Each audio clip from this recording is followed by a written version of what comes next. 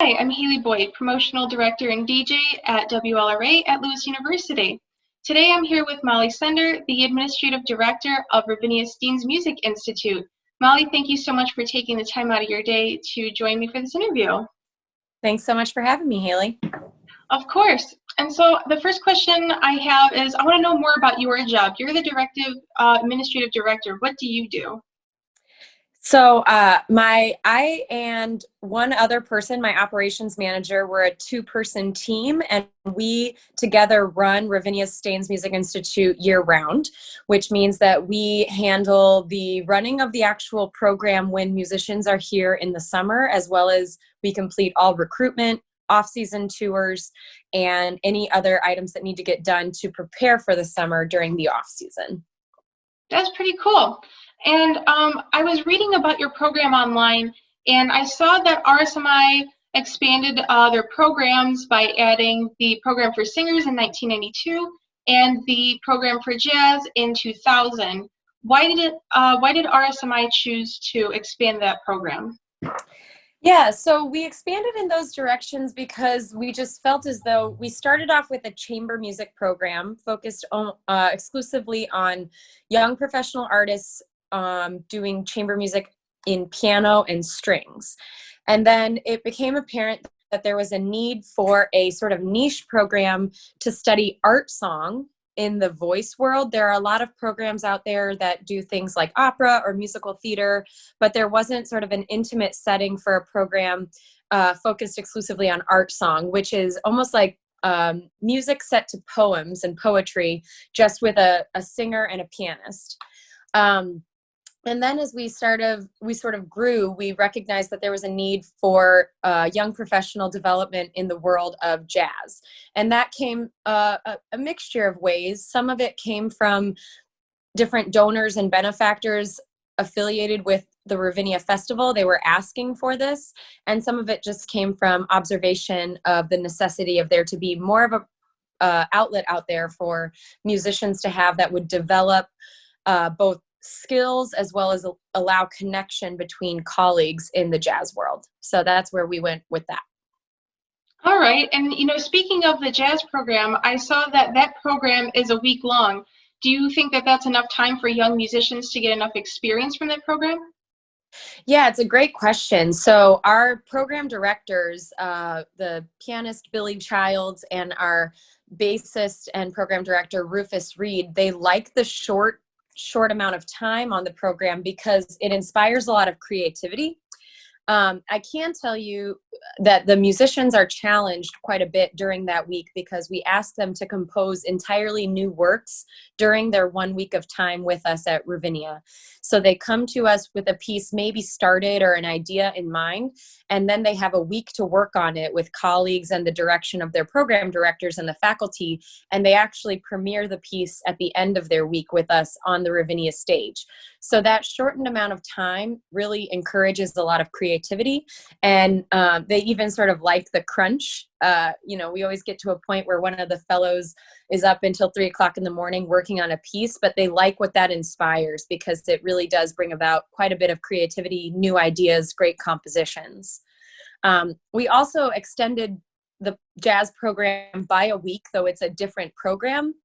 And that started a few years ago, a program called Bridges, named because it bridges the worlds of classical and jazz. It was started as a celebration of the 30th anniversary of Ravinia's Steans Music Institute. And we asked young professional composers to write a piece for string quartet with jazz trio. And that's become very successful. And we look forward to our third year of it, hopefully next year, if everything returns to normal. Awesome. That sounds like a really cool program. And one of the things that I found interesting about that was what you had mentioned about that these musicians have to write songs in about a week. And I know from trying to write songs, just myself, it's very difficult. So, these must be very intelligent students. Definitely. We have in fact, the jazz program is not even an application-based program. It's recommendation only. Between our program directors, the faculty, and sort of the ways that they're involved in the jazz world, it's a pretty small world. And so they really have their finger on the pulse of who's who and who's coming up next in the jazz world. So that program is invite only. There's actually no way to apply for it. So it's pretty high caliber musicians that are coming through our programs. Yeah, that's pretty amazing. Wow. And so Yeah. another one of the programs that you had mentioned was the original one, the program for piano and strings. And so I was reading that ensemble members can either apply as an individual or with their ensemble. Is there a difference in what they learn based on if they sign up as an individual or an ensemble? Great question. So the most of the musicians that attend are individual musicians. Every few years we accept an already preformed ensemble. For example, this past year, even though the program didn't happen in person, we accepted a preformed quartet. And if you come as part of a quartet, you'll actually not really work on items as an individual musician. Most of the pieces that you'll be working on during your time in residence at RSMI will be played with your group. That's different from someone who is to come as an individual, where they're paired up a little more, I don't want to say randomly, but they're paired up with other musicians that come to the program that are also individual musicians to perform it as a duet, to perform in a trio, a quartet, a quintet, etc. If you come as a preformed group, you're going to pretty much stay with your group the whole time. Okay, that's pretty cool. And then the last program that there is the program for singers, which I know you said was like an art form of song and that it focuses on the repertoire of German and French song. How were those two cultures chosen to be the main focus of that program? So art song was developed where it really was at first kind of following German poetry. German Lieder is what it's called, which is song, German for song, and French poetry and French song. That's been expanded to include a whole bunch of different cultures. We've had programs from Finland, from Norway. We've had Israeli programs. We've had Spanish programs. So it's more than that, but the idea of art song was born out of German Lieder and French art song. So that's where that kind of comes from. However, our program directors really expanded it to include all different cultures. That's great. That means that all of those students can get multiple different cultural perspectives. Definitely, as well as languages. And we have different diction coaches on our faculty to help with difficult diction like Finnish or like Spanish or Portuguese, etc. Okay, that's really awesome. Yeah. And so you said that these musicians get to perform their pieces, when they're done with them. Does this program lead these musicians to have jobs at Ravinia or other concert halls? It's a great question. Our alumni go on to a wide variety of careers, mostly as performers. And we do have quite a few alumni that are in the best orchestras all over the world, including right here in our backyard in the Chicago Symphony Orchestra. We have 5 alums who have been in the orchestra for quite a while. We also have alumni who go on to perform in opera houses all over the world, to have solo careers, as well as to teach. So we have a lot of musicians who become faculty members at different conservatories and schools of music. We have people who go into worldwide fame, names like Yuja Wang. She came to us sort of as a young prodigy when she was only 17 years old. She's now one of the most famous pianists, young pianists in the world, and only in her early 30s. And she's an alum of our program. Another musician, Ndia Owens, who's a jazz bassist. She actually now plays with John Batiste, who is the house band for the Colbert Show. So she's in New York City, based there, performing both with John as well as lots of other musicians around New York City. So musicians go from RSMI to really have illustrious and impressive careers. We don't ask that they all go be performers because there's room for them to do all sorts of different things, whether it's compose, teach, give lessons, direct a choir or an orchestra, etc.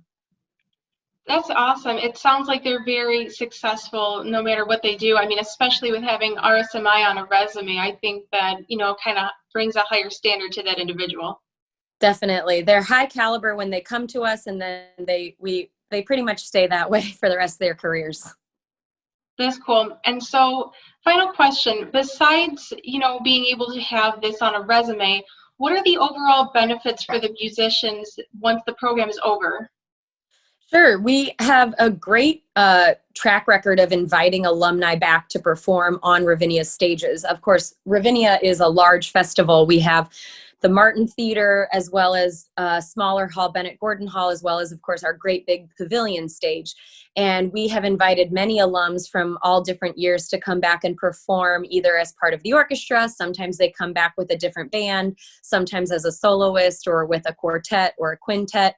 So we have a great record of alumni coming back home, quote unquote, to come to Ravinia or perform elsewhere. Another great benefit of being a graduate of Ravinia Steans Music Institute are the connections that our fellows make while they're here.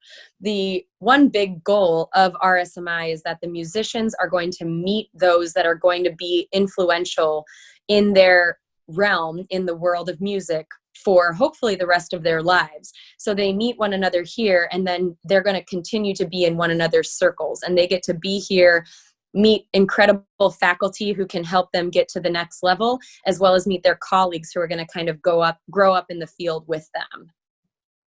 Wow, that sounds like an awesome program, and these students are all very successful. It sounds like they all have jobs down the line and that they're just secure in what they do. Definitely.